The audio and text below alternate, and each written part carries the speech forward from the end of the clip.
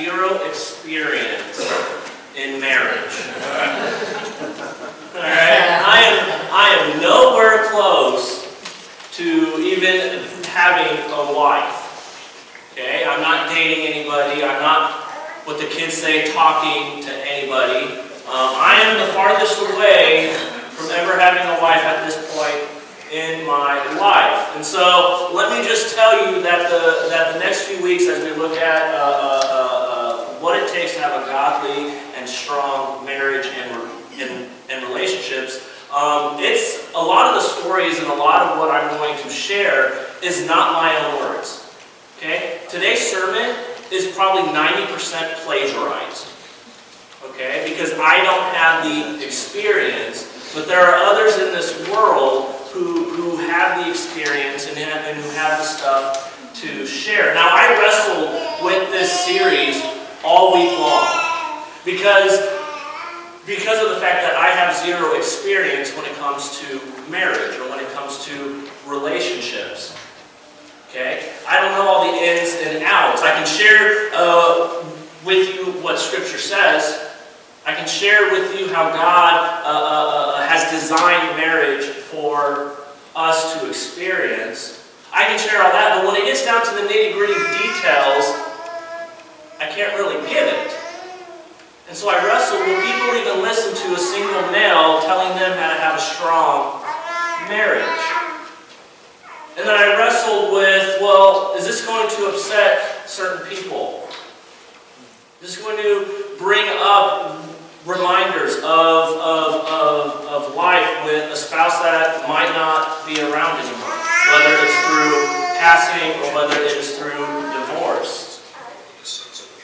And so we wrestle with whether or not, or I wrestled this week with, do I even teach on marriage? Do I even preach on relationships? And so after praying to God and seeking His guidance and the wisdom of other individuals, I decided to go ahead and preach on marriage because marriage is extremely important and is part of the fabric of our very being. And so my hope and my prayer for this time, or these next few weeks, is that we will learn the principles of what it takes to have a godly marriage, but also a godly relationship with our friends, with those outside of our world. Because what this church exists is to love Jesus and then to share that love with our community.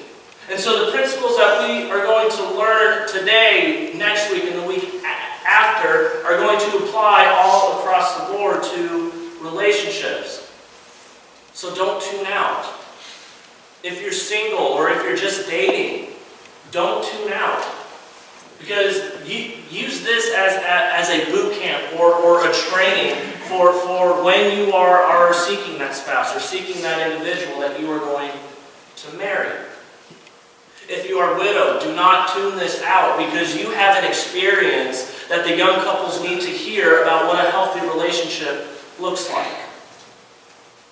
You have the experience that I don't have to share when a husband and a wife are struggling, or when a husband and a wife don't know how to prioritize their relationship because they are too busy taking care of their kids and too busy going to work. How do we make this all work? Well, widows, you have an experience that others don't.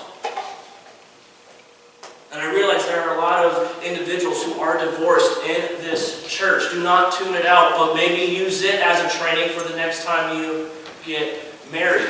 Or use it for when you come in contact with a younger individual who is thinking about marriage. And you can share these principles with them so that they in turn can have a godly-centered marriage.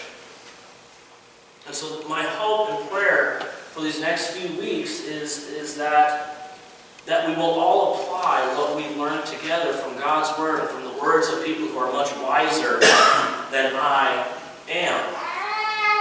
All right? And my prayer is that this series will bring clarity for those who are thinking about marriage, for those who are married, and for the future. And so my request to you, church, don't tune out these next few weeks. Don't say, it doesn't apply to me. all Scripture applies to us. You just have to tweak it a little bit to where it fits with what you're currently going through. And so I kind of shared that I'm nowhere near getting married, and I think I found the reason why. Okay? You all know that I love me some Hallmark Christmas movies. Okay? You all know that. I have discovered that the reason I am not married, okay, is because what I need to do to get a wife is I need to leave this place. I need to go to a mountain resort, buy a log cabin resort hotel thing, okay, and then wait for a lawyer from New York or LA who hates Christmas and has issues with her family and needs to be reminded of the wonders of the holidays. Okay, and when she comes up, I got to put on my charm. Alright?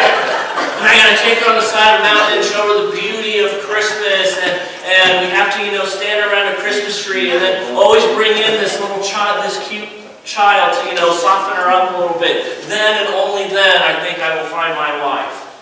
So with that being said, church, but yeah, so these Hallmark movies have painted a picture of marriage or relationships that kind of just fall short of true reality.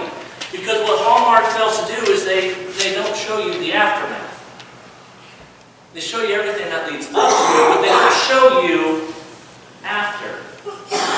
Maybe your thing is not Hallmark Christmas movies. Maybe your thing is love songs on the radio. There are so many love songs. Goodness gracious. Alright, but have you actually read the words of some of those love songs? Like, okay, those love songs are probably some of the most shallow views of what marriage is. But here's the sad reality. Those songs and those movies are actually influencing marriages today. They're influencing relationships today. They're giving a false narrative of what marriage and relationships look like. So where do we turn to find what is right? Where do we turn to find what a healthy marriage is? You see, marriage is more than a Hallmark movie. It is a gift given to us by God. Marriage was a gift given to us by God. Marriage was never supposed to be cheapened like a song or a movie, that when it ends, that's it. There's supposed to be breath of life in it, and that is why God gave us marriage. You see, when God created Adam and Eve in Genesis 1, He brought them together to become one flesh. So from the very beginning, God designed man and woman to come together.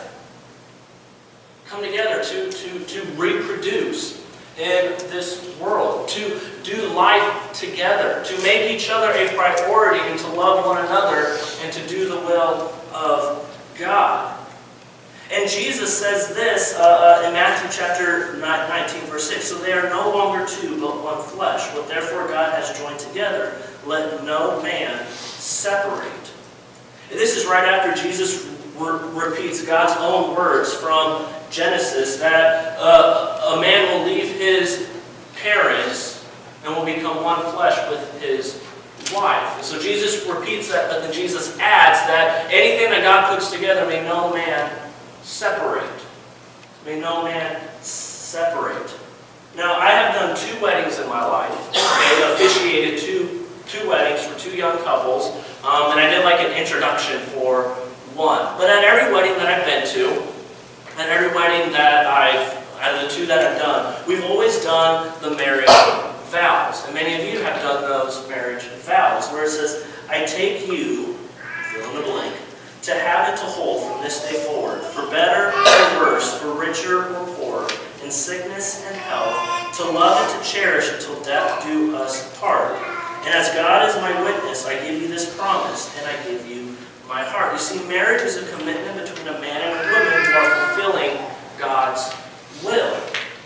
So when people say their vows, they are making a promise and a commitment to that special someone, and then they celebrate it with each other, they celebrate it with their friends. Now, I've been to my fair share of weddings, okay? I will judge a wedding based on the reception that you have. Okay, because if you don't have a dance floor and good music, I am judging you very negatively. Because I like to bust a move. Alright, I like to, Cupid shuffle it. Okay, I like to cha-cha slide. I know I just did a hip shake in church. Alright? But we celebrate and we have fun. Okay? Am I right? We have fun at receptions. We jingle the little cups and the couples kiss. And then my least favorite thing at wedding receptions is the garter thing for all us singles. You know where I go when that happens? I go to the bathroom. Okay? And then I don't come out until it's done. Alright? There was actually one wedding I went to. It was my best friend's. And he knew that that is what I did. So they held off until I got out of the bathroom so that I would have to participate in that horrible, horrible embarrassment. Okay? But my point is we celebrate.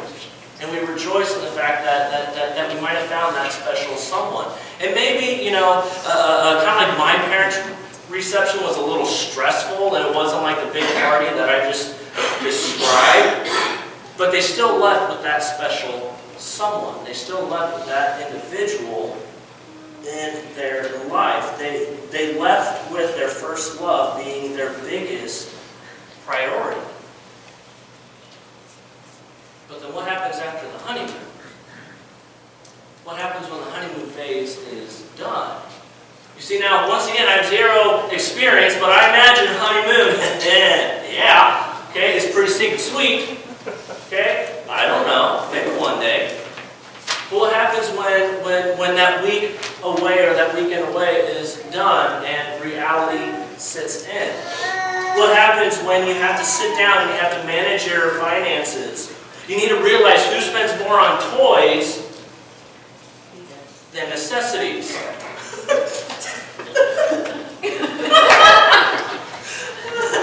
Sorry. Peanut gallery just, oh man, the comments are awesome. Alright, you have to bring together two separate ideas on living arrangements. You have to figure out how to balance everything that you were taught growing up, and you have to balance everything that they were taught growing up. You need to figure out how to bring that all together. And you're going to disagree. No, I have to do this. Well, I have to do this. Well, do this. Okay? Sounds like a bunch of cats fighting. Okay, you got to juggle that. You begin to juggle schedules, and you realize, oh, I can't just leave whenever I want. Okay, oh, I just have to tell my spouse, hey, I'm going here. Or, hey, I'm going there. And men, now once again, I don't have experience, but I watch this, okay? This is for men. If your wife says it's fine, it is not fine. Okay? It is a trap. Okay? Hey, honey, can I go hang out with the boys? Yeah, that's fine. Don't go! Alright, don't do, like some of the older guys in here is like, don't you do it. Alright, you stay. Okay? You get a definite answer of a yes. Okay, and even then, be careful when you come home. Okay? And so you got to balance this out. Then, once you kind of reorganize your life and you figure these things out and you wrestle with this tension, you add kids to the mix.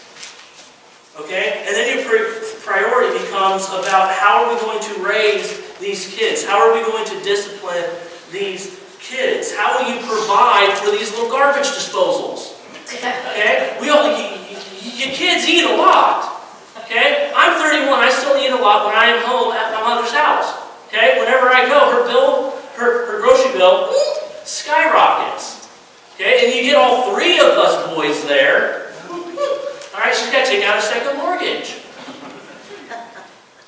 Alright? You got to figure out how to organize family vacations. You might want to go here, but she wants to go here. And then your kid needs to chime in, I want to go to Disneyland. We can't afford Disneyland. Alright? And so you're trying to figure this whole thing out. And the priority of your relationship, okay, the priority of your relationship with your spouse now is going to sit on the back burner. Okay, with all these other things, when reality sets in and you add kids and you add jobs and you add finances, the priority that you both made to each other just kind of falls to the wayside. You sit up at night and you lay in your bed wondering what happened. Where did it all go wrong? Where did the passion, the romance, and the intimacy become an afterthought, and the priority that you give is just a brief leftover after an exhausting day? Now, one of the many ministers that I stole this sermon from asked this question. He said, when did your spouse become a roommate? And I had to stop and I had to I had to think on that a little bit. When did your spouse become a roommate? And you see, this happens when our priority list has been altered. Am I on now? It's barely picking up. Alright. Sure. Oh, because it's not on me.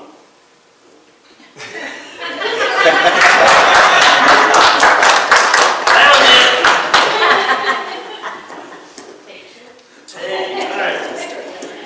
Alright, start over. So, let me just address the elephant in the room. There we go. Can you hear me? Am I coming? There you go. Wonderful. Alright, where was I? Alright, yeah. When did your spouse become a roommate? Okay? I've seen this with my own parents' marriage. To where they added us, and they had to raise 3 crazy boys. Can you imagine 2 of me? Okay. I know. Shivers up your spine. Okay? But I saw my parents coming home after a long day's work, just exhausted, and they would just lay on the couch, watch TV, and not really talk to each other.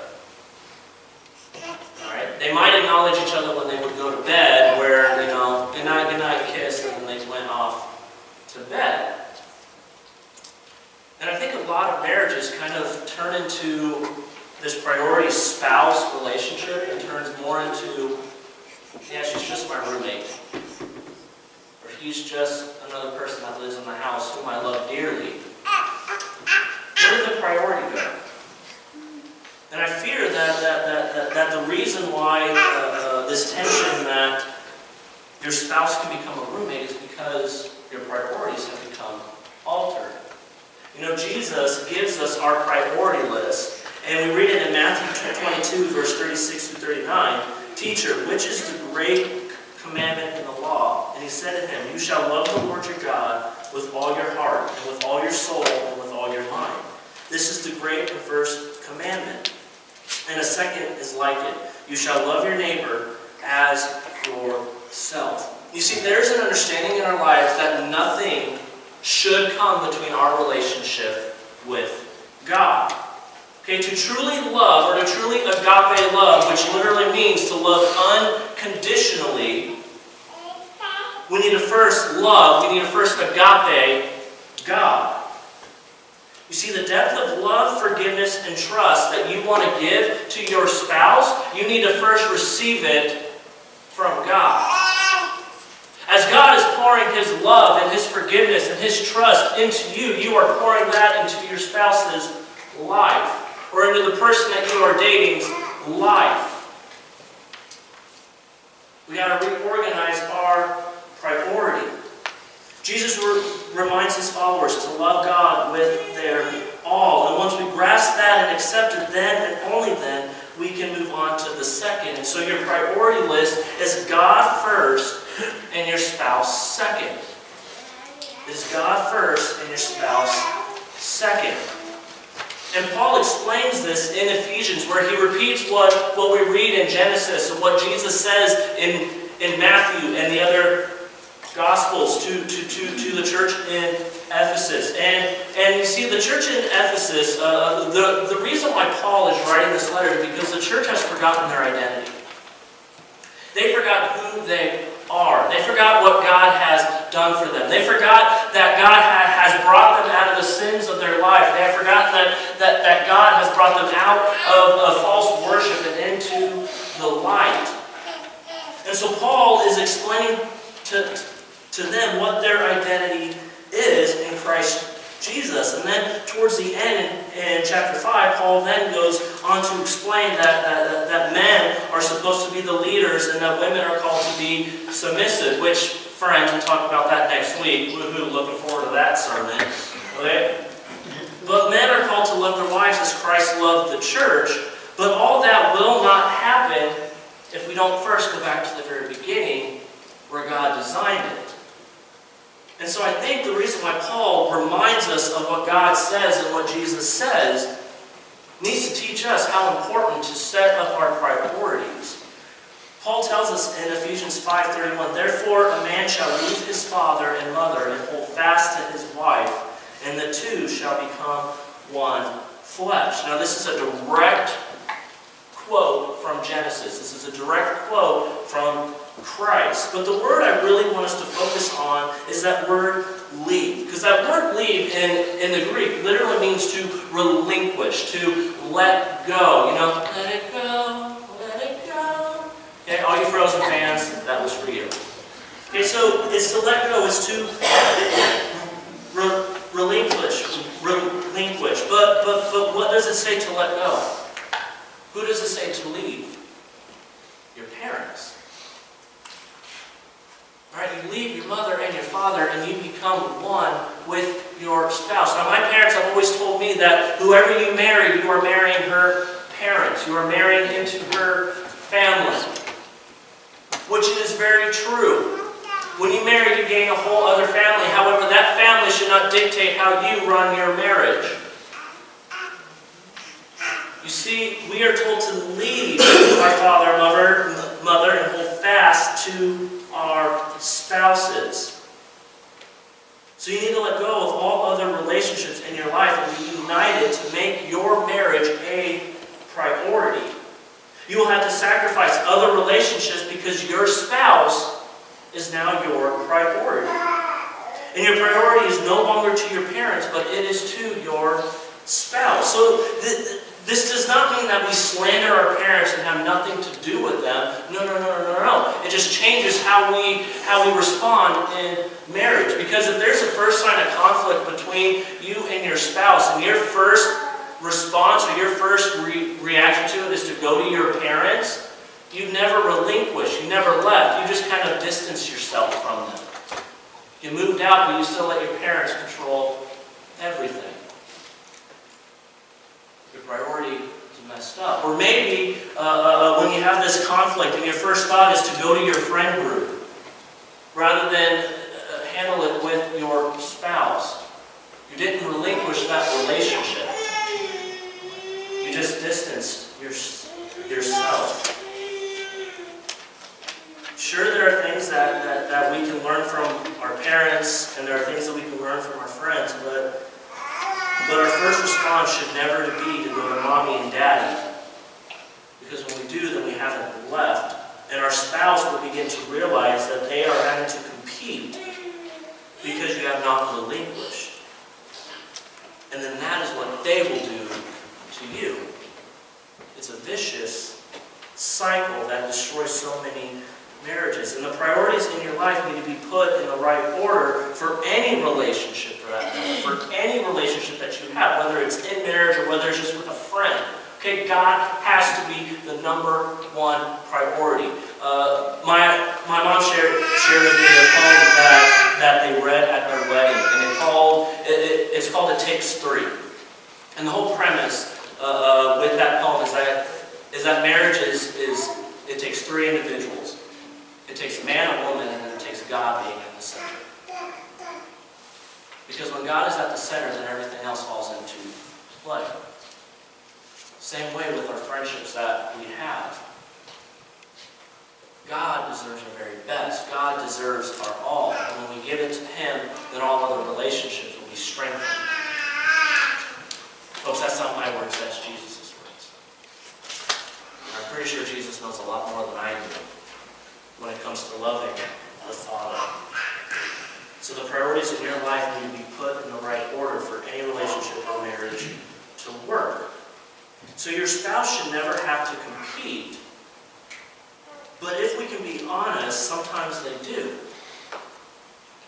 So whether you're a newlywed, whether you're dating, or whether you're a well-seasoned couple, ask yourself this question: what is my spouse competing with right now?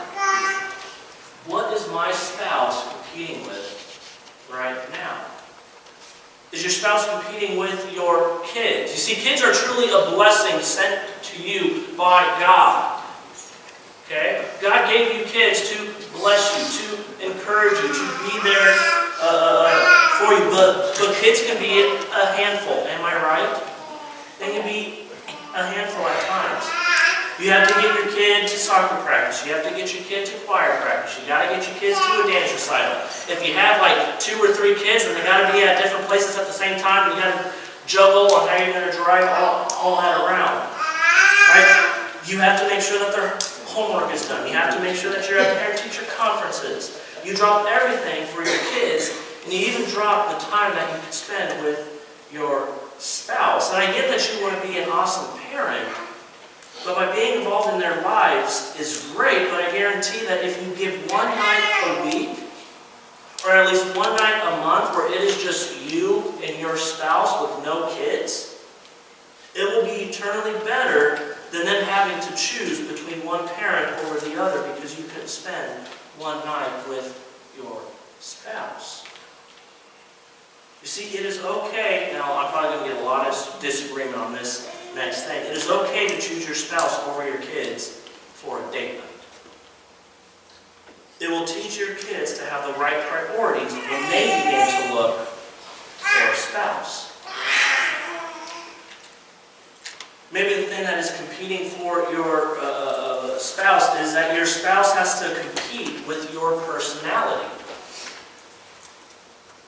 You know, you chose them, and you chose their personality. But what happens when you have an introvert who marries an extrovert? Okay, the introvert just wants to stay in the house, read a book, or watch Netflix. Where the extrovert is like, no, let's go out. Right? Let's go dancing. Okay? Let's do something. Let's go. And so you have to figure out, like, okay, the introvert has to, let go of Netflix.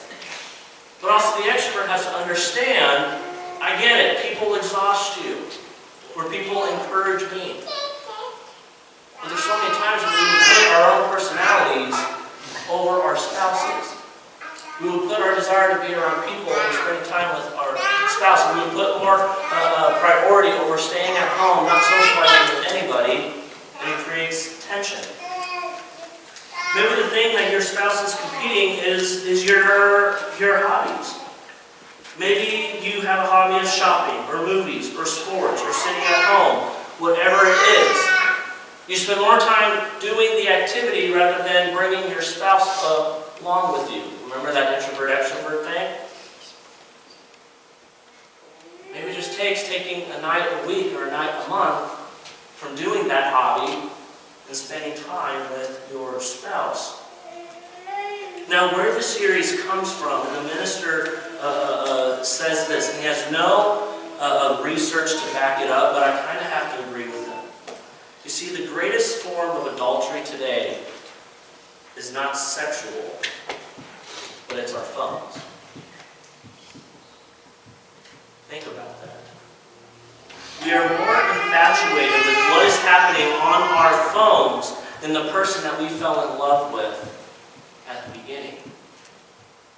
When you are sitting in the same room, but yet you are both just so enamored with Facebook or TikTok or Snapchat or Instagram or your emails or your finances or Fox News or CNN News or the Daily Wire. If you're just on your phone looking and the communication that you make is like, oh, hey, look at this.